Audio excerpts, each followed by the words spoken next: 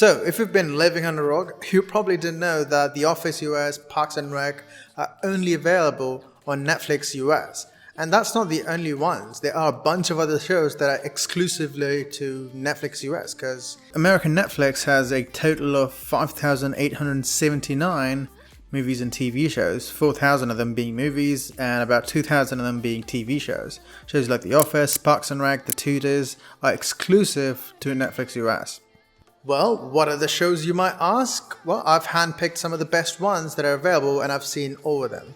Before we begin though, I'm Vamsi from Smart DNS Proxy, and I'll give you a brief idea on how to watch US only shows using Smart DNS Proxy's VPN. Sign up for Smart DNS Proxy. So download and install the VPN app for your smartphones or your computer, and then open the app and then log in with the account you just created.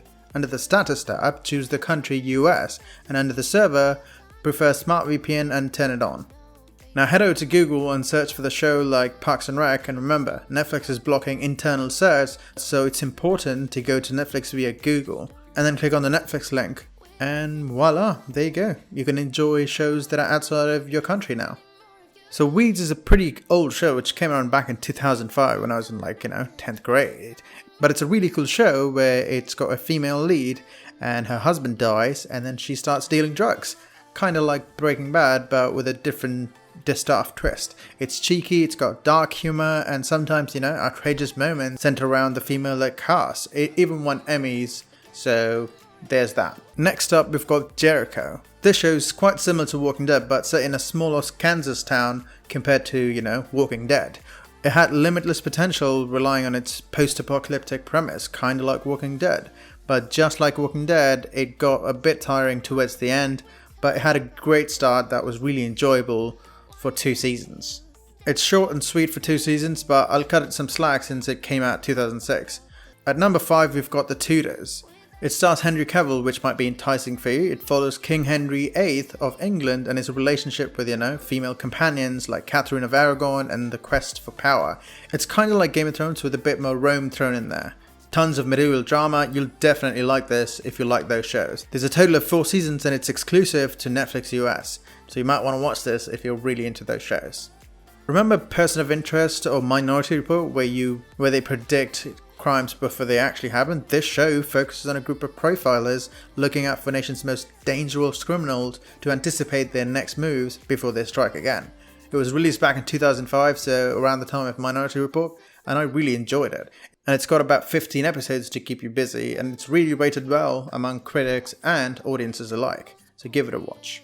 Speaking of shows like Person of Interest, why not talk about Person of Interest? It's a well-acted and well-made espionage procedural show, where every episode takes one crime and solves it. I'm not usually a fan of those, but this one really caught my attention. Though its characters aren't really terribly well developed, it's got an intriguing premise and it ran about for 5 seasons. So it's short, sweet and intriguing to say the least. It's produced and directed by Jonathan Nolan, brother of Christopher Nolan, so if you know his work, you'll probably want to watch this.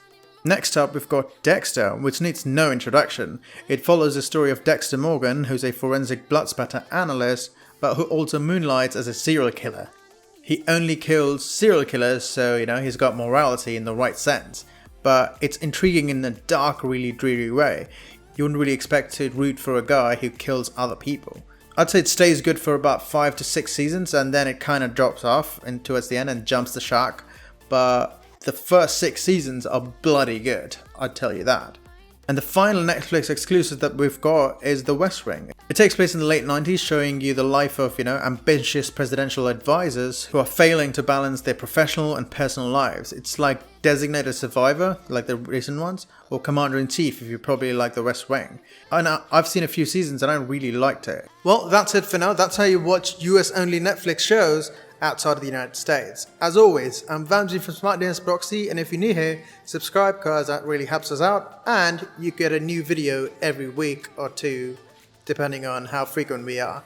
And if you're new here, check out the Netflix playlist of, how to watch Netflix outside the US, and a bunch of other videos that you can just click and watch and maybe find the ones that you're useful. See you next time.